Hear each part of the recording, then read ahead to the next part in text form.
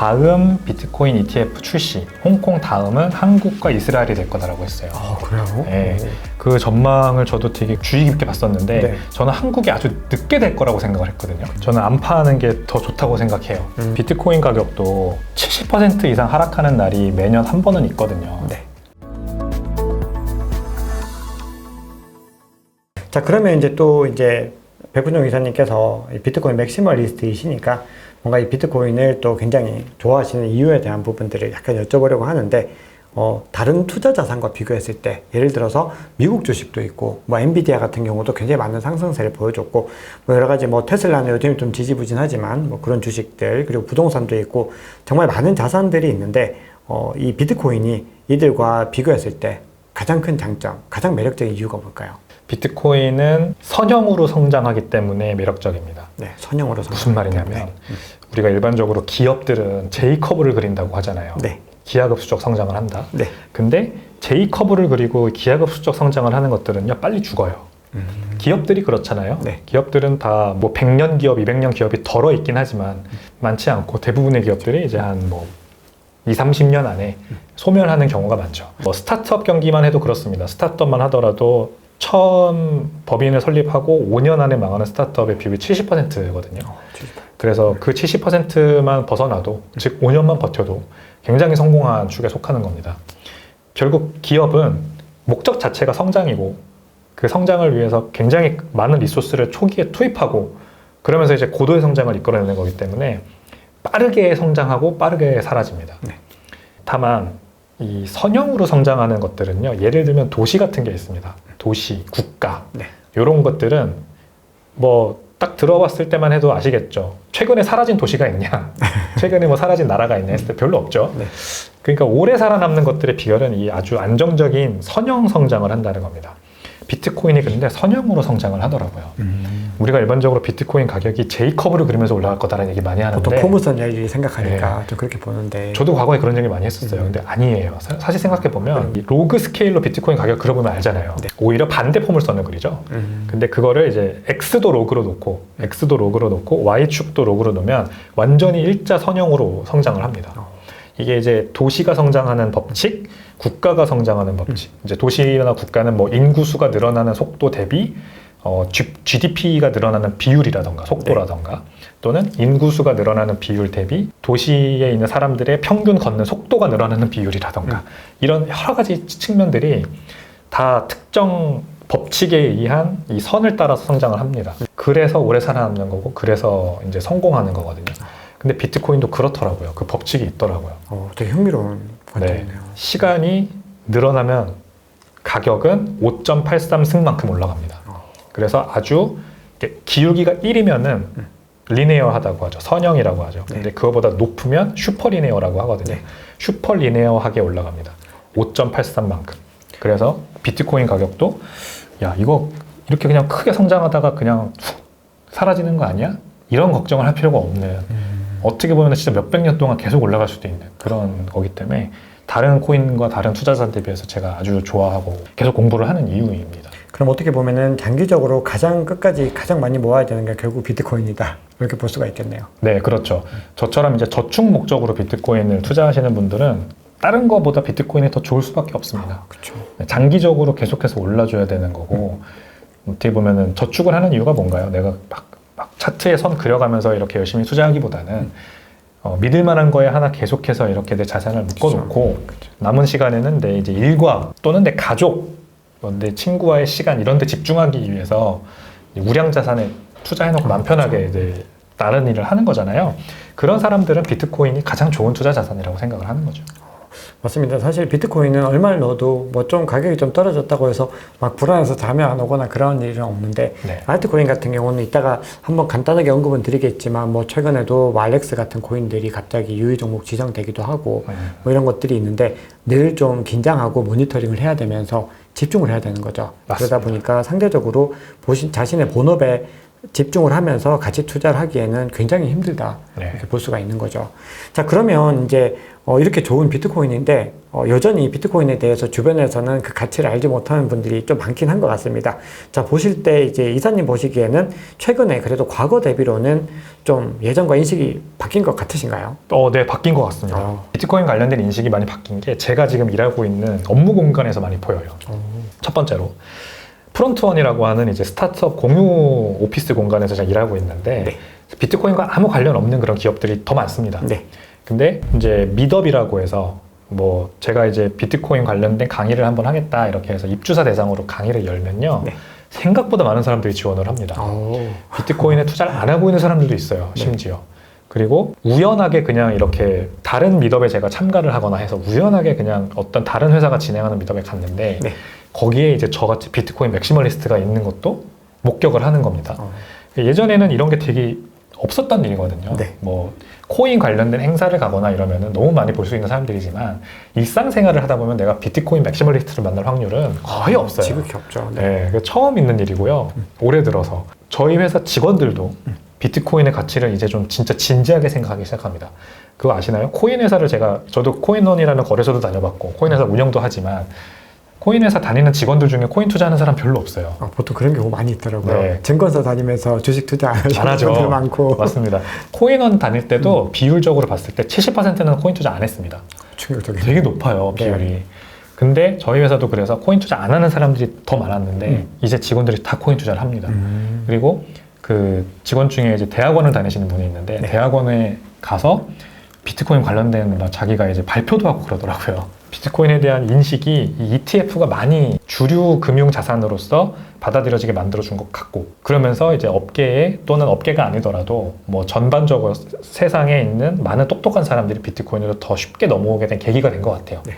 그래서 비트코인에 대한 인식이 좋아지니까 아는 사람들, 투자하는 사람들의 모수도 늘어나는 것 같고 그래서 이제 인식이 좋아지고 있는 것 같아요. 확실히 그 변화들이 이제 말씀 주신 그 변화들은 굉장히 큰 변화들이라고 볼 수가 있네요. 그냥 네.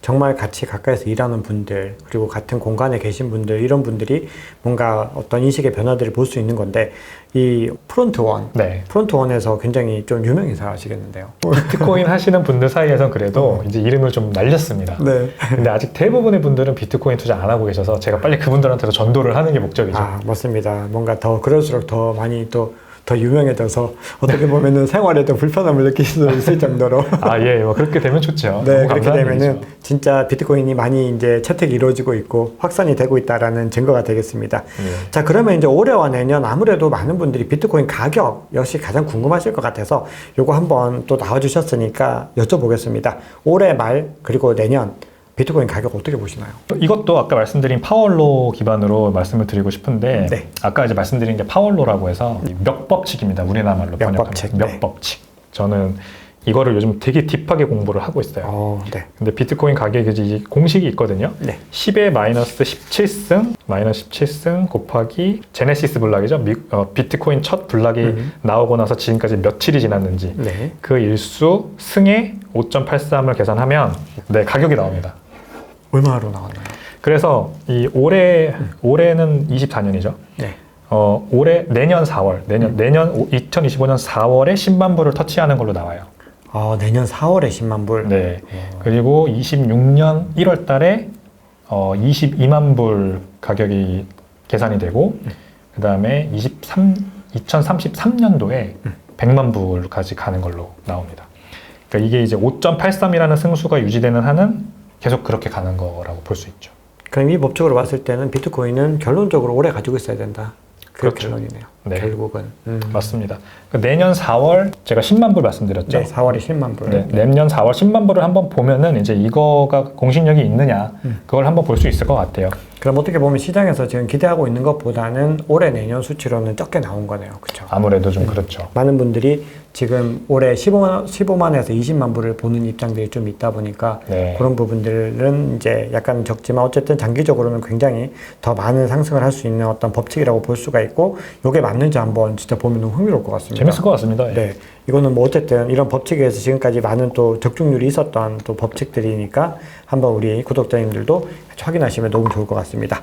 자, 그러면 이제 ETF 질문 하나만 더 하고 조금 이제 다른 질문으로 알트코인 질문으로 좀 넘어가 볼 텐데, 지금 해외에서는 비트코인 현물 ETF 승인을 뭐 호주도 이제 하겠다 하고 조금씩 늘어나고 있는데, 한국 같은 경우는 미국 ETF도 지금 거래를 못하게 막아놨는데 그거를 허용해 줄지에 대한 부분, 그리고 한국도 ETF, 비트코인 현물 ETF 승인을 할까요? 이 두 가지 어떻게 보시나요?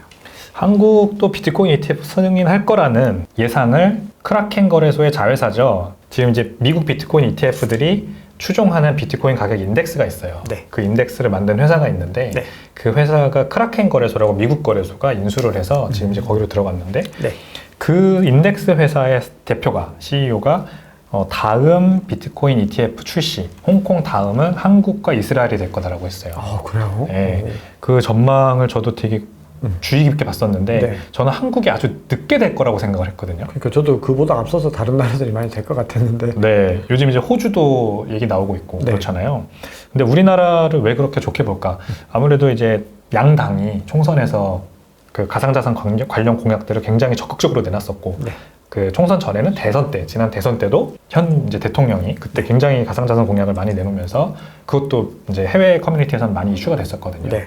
그래서 해외에서는 사우스 코리아가 암호화폐 친국가 중에 하나로 꼽힙니다. 네, 커뮤니티에서 이제 사람들이 받아들이는 인식은 그래요.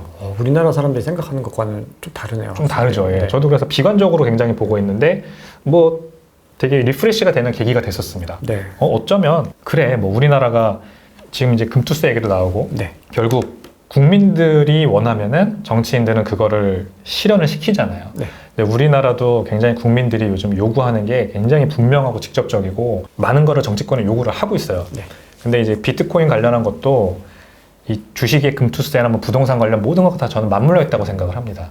그러니까 왜 우리만 왜 안 되냐? 우리나라 비트코인 ETF 없는 건 둘째 치고라도 미국 ETF라도 거래하게 해달라는 요구가 생각보다 굉장히 거세거든요. 이게 다 이제 불만이 축적되는 거예요. 네. 비트코인 투자하는 사람이 비트코인만 투자 안 합니다. 네. 주식 투자도 하고 부동산 투자도 다 같이 하잖아요. 네. 근데 주식은 금투세 때문에 지금 엄청 날리고 부동산은 가격 안 올라서 지금 날리고 이런 것들이 다 종합적으로 정치권을 이제 향한 어떤 요구가 계속해서 커질 수 있는 그런 계기거든요. 네. 이런 거를 봤을 때는 또 이분의 말이 되는 것 같더라고요. 그러네요. 그러면 한국에서도 빨리 ETF 내게 해주고 그런 불만을 좀 잠재울 수 있는 게 이제 이 정권과 그리고 뭐 금융당국 입장에서도 좋은 선택지일 것 같고 네, 그런 생각이 들었습니다. 그러네요. 이렇게 어떻게 보면 좀 우리가 좀 설득력 있는 논리라고 볼 수가 있네요. 네. 어떻게 보면 이 전환점을 좀 만들 수 있는 부분들이 있는데, 자, 그러면은 이제 비트코인 좀 마지막 질문으로 앞서 이제 이사님께서 잠깐 이렇게 언급을 해주셨습니다. 만약에 어느 정도 시점이 되면은 뭐 파실 분들은 좀 파셔서 뭐 해야 된다. 그러니까 고점에 대한 시그널들에 대한 부분들을 말씀 주셨는데, 아무래도 이제 투자자들마다 관점이 다 달라서 이제 저축의 관점으로 계속해서 모아 나가시는 분들도 있겠지만 뭐 그렇지 않은 분들도 계실 거라는 거죠. 그러면은 이번에 만약에 대세 상승장이 과거처럼 사이클이 온다라고 하면은 이 대세 상승장에서 딱 수익화까지 해서 뭔가 이렇게 딱 마무리를 할 수 있는 어떤 탈출 전략, 혹시 이사님은 뭐 어떻게 생각해 하시는 어떤 시나리오가 있으신가요? 없습니다. 저는 안 파는 게 더 좋다고 생각해요. 이게 왜 그러냐면 비트코인 가격도 70% 이상 하락하는 날이 매년 한 번은 있거든요. 네. 70% 하락한 다음에 꼭 그 이상의 상승장이 따라오더라고요. 그렇죠. 그래서 변동성이죠, 결국 그게. 변동성이 클 때 가격이 출렁인다고 팔면 그 상승하는 거를 못 먹는 게 문제거든요. 그렇죠. 그래서 2013년부터 계속 매년 70%, 80% 떨어지는 날은 꼭 있습니다. 네. 근데 그러고 나서 얼마 있다가 오를지는 모르지만 무조건 오르거든요. 그때 오를 때가 가장 적게 오를 때가 110% 오르는 때예요.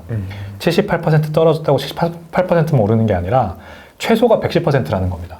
어떤 해는 몇천 퍼센트, 3000% 오른 해도 있고 네. 어떤 해는 뒤따라서 12000%의 상승이 온 해도 있고 네. 그러니까 이거를 상승하는 그 날을, 그 기간을 오롯이 가져가서 수익을 보려면 함부로 팔면 안 된다는 결국 얘기거든요. 네.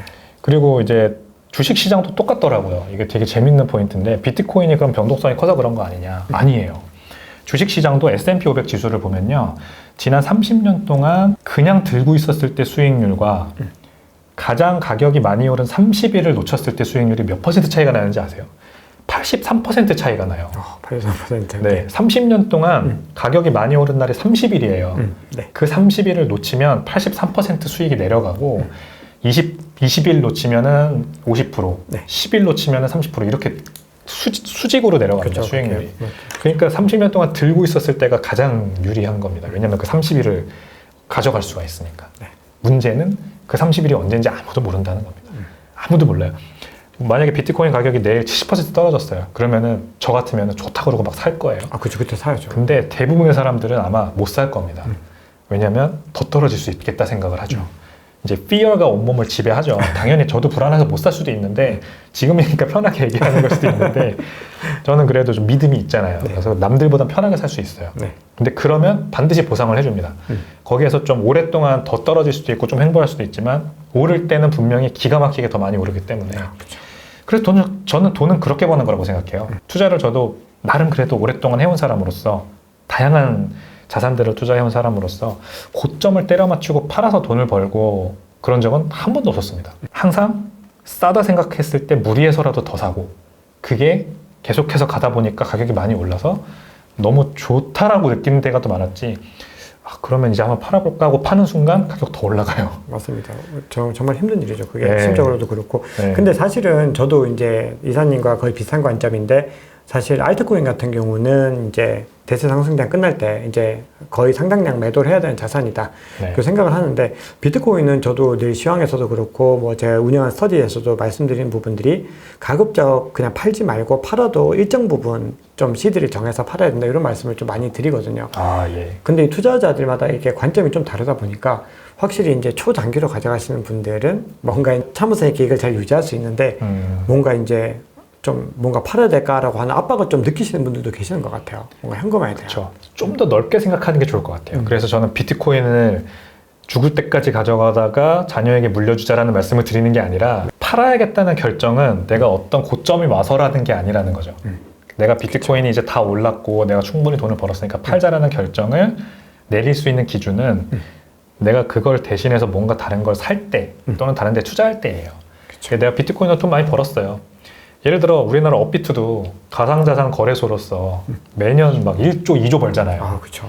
이번에 1분기 영업이익 발표됐던데 3천억 원 벌었다. 그렇게 돈 벌어서 근데 업비트 뭐 하나요? 부동산 사잖아요. 강남에 있는 부동산 사고 땅 사고 건물 사지 않습니까? 네.